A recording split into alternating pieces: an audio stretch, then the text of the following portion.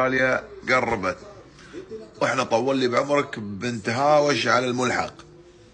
انت احنا والسعوديه والكويت والامارات وقطر والبحرين والعراق نتهاوش على الملحق.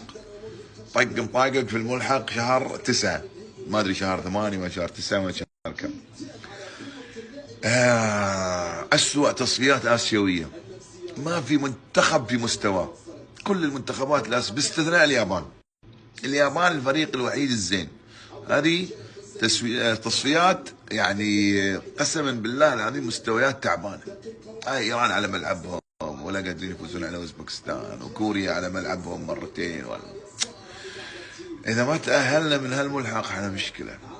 زودوا المنتخبات 24 ل 32 وما تاهلوا، 32 ل 48 وما تاهلوا، 48 يقول لك النسخه اللي بتكون في السعوديه يكون احتمال فيها 64 منتخب. ان شاء الله